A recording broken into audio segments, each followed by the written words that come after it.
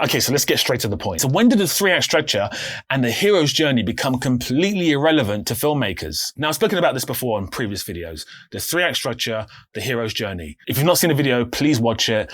It will just take you through everything. If you don't know what the hero's journey is and the 3-act structure, watch that before you watch this. This film has no 3-act structure. It has no hero's journey. I struggle in this film to figure out who the hero is. Is it Cora? Because she's not a hero. Giving me her backstory as an exposition doesn't make me feel for her whatsoever. The idea of showing and not telling becomes a problem when you show and tell at the same time. Now, the idea behind showing and not telling is because you don't want to exposition dump on the audience. Frankly, it's rude. It's bad filmmaking, but it's also quite rude. It's just not a polite thing to do. And you know us Brits, we love to be polite. Most of you spent less time in school than Greta Thunberg. So, if you win, right, come up, accept your little award, thank your agent and your God, and fuck off, okay?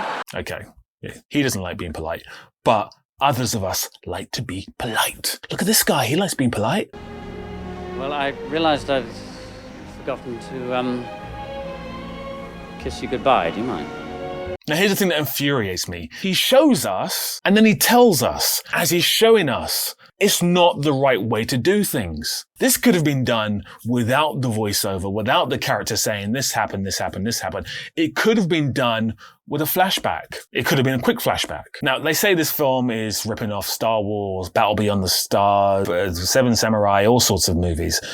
This scene is taken straight from Infinity War. When Thanos destroys Gamora's land and her family and then orphans her. This is the exact same thing. It's ridiculous. But really, that's not my issue with the film. Most films are aping off most films. Most music is aping off most music. If you love hip hop like I do, it's literally taking 17 Soul and reusing it. Or abstract music and reusing it. There's nothing wrong with that. What there is a problem with is not using the 3-act structure, not using the hero's journey. Again, telling us and showing us about Cora's journey does not make us care any more for the character. In fact, I care less about the character. Her motivations for the things she does make no sense. This scene, when she decides to finally show her true self, makes zero sense whatsoever. Stop. Dessert. Perfect. Definitely get her.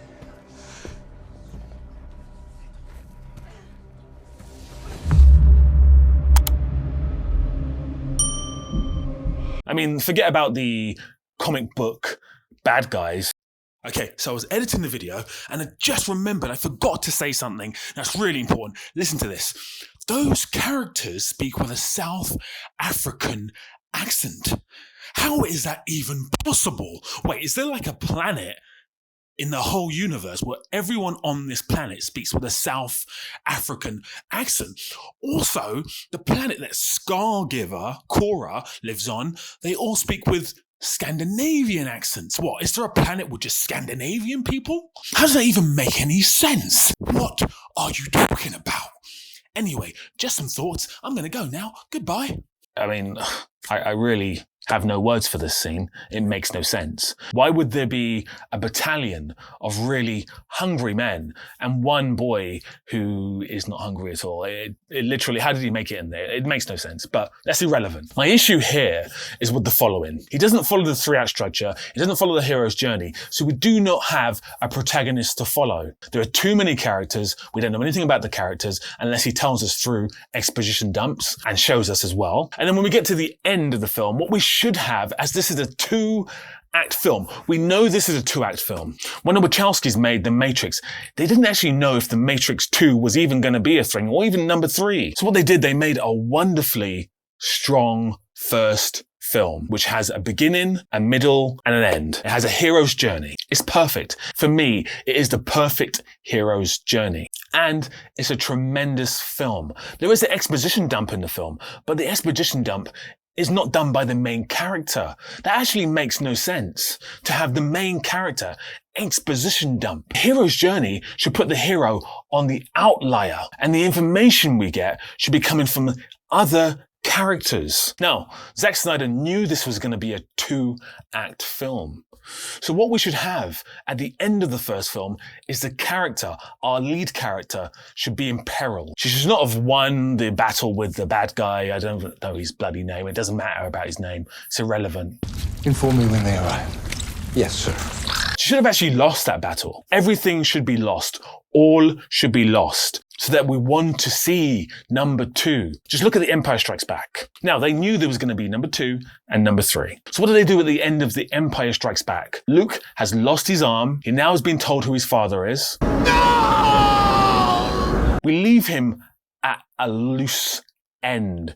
And it really makes us quench for number 3. This film, I'm not going to watch the sequel. I'm not going to watch it. I've seen all I need to see. There's nothing left for me to explore. She's going to win, obviously. She's already won. Why would I watch anything else? Now, I always said on this channel I would never review a film, and this is not really a review. Although I've gone into the film a little bit, I'm not going to tell you my true thoughts on the film. It's crap. But I did want to discuss the 3-act structure. I did want to discuss the hero's journey.